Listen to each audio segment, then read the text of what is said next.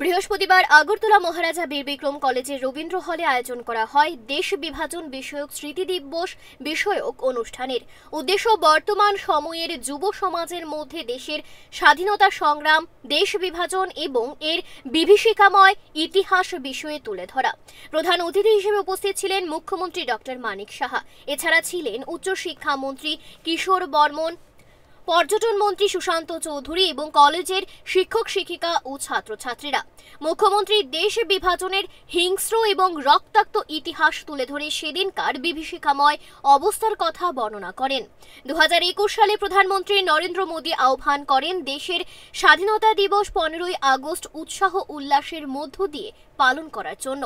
উদ্দেশ্য আজকের যুব সমাজ যাতে সেদিনের ইতিহাস সম্পর্কে সম্যক ধারণা নিতে পারে।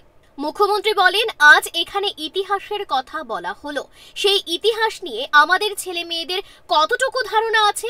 ইতিহাসের পৃষ্ঠা কখনো মলিন হয় না। দেশ বিভাজন যে ক্ষত সৃষ্টি করে গেছে সে বিষয়গুলো স্মরণ না রাখলে চলবে না। ইতিহাস থেকে শিক্ষা নিয়ে আমরা আর বিভাজনের দিকে যাব না। আগামী দিন যে আজকের এই স্মৃতি দিবস, বিভীষিকার যে স্মৃতি দিবস, সেটাকে যদি আমরা স্মরণ না রাখি, ভুলে গেলে কোনো অবস্থায় চলবে না। সেটাকে আমাদের সবসময় আমাদের স্মরণ করতে হবে, যাতে করে আমরা আগামী দিন আমাদের মধ্যে যে ভ্রাতৃত্ববোধ, আমাদের মধ্যে যে সামাজিক যে মেলবন্ধন, সেটা আগামী দিন যেন এই হিস্ট্রি ডাজন্ট রিপিট ইটসেলফ, আমরা যাতে আগামী দিন সেটা রিপিট না করি, তার জন্যই এই বিভীষিকা স্মৃতি দিবস পালন করা হয় দেশ বিভাজনের। এবং সেটা আমাদের যশস্বী প্রধানমন্ত্রী নরেন্দ্র মোদীজি সেটা 2021 থেকে সেটা শুরু করেছেন। এটা খুবই, আমি যেটা বলবো যে অত্যন্ত প্রয়োজন।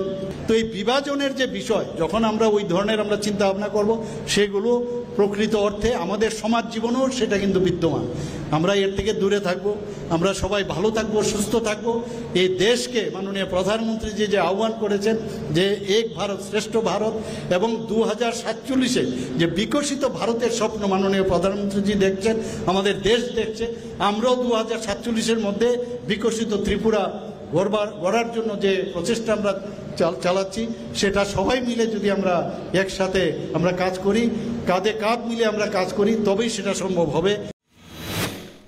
অনুষ্ঠানে উচ্চশিক্ষামন্ত্রী কিশোর বর্মন দেশভাগের সেই যন্ত্রণাময় ইতিহাসের বিভিন্ন দিক তুলে ধরে বলেন, স্বাধীনতার সুখ স্মৃতির মাঝে এসেছিল এই দেশভাগের যন্ত্রণা। বিভাজনের কারণে সারা দেশের মধ্যে সদ্য জন্ম নেওয়া একটা স্বাধীন দেশের সঙ্গী হয়েছিল বিভীষিকা, যা ভারতবাসীর মনে একটা চিরস্থায়ী ক্ষতের সৃষ্টি করেছিল। যেখানে স্বাধীনতার সুখ স্মৃতির মাঝে এসেছিল এক দেশ ভাগের যন্ত্রণা। বিভাজনের কারণে সারা দেশের মধ্যে সদ্য জন্ম নেওয়া একটা স্বাধীন দেশের সঙ্গী হয়েছিল একটা বিভীষিকা, যা লক্ষ লক্ষ ভারতবাসীর মনে এবং ভারতবাসীর জীবনে একটা চিরস্থায়ী ক্ষতের সৃষ্টি করেছিল, যেই ক্ষত আজ অবধি আমরা পরিপূর্ণ করতে পারিনি।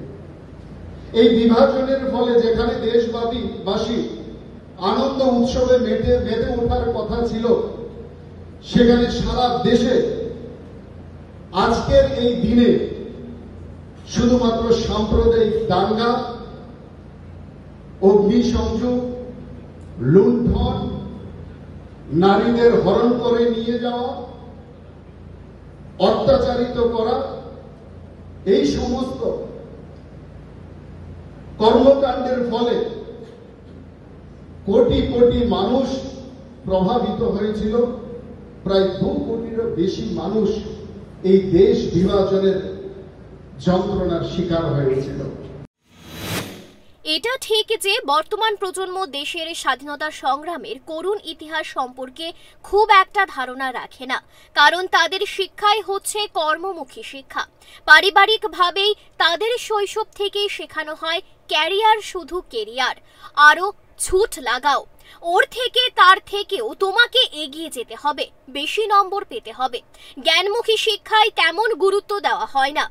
এই ঘাটতি কবে কিভাবে মিটবে কিংবা এর প্রয়োজন আছে কিনা সেটাও ভাবতে রাজি নয় তারা।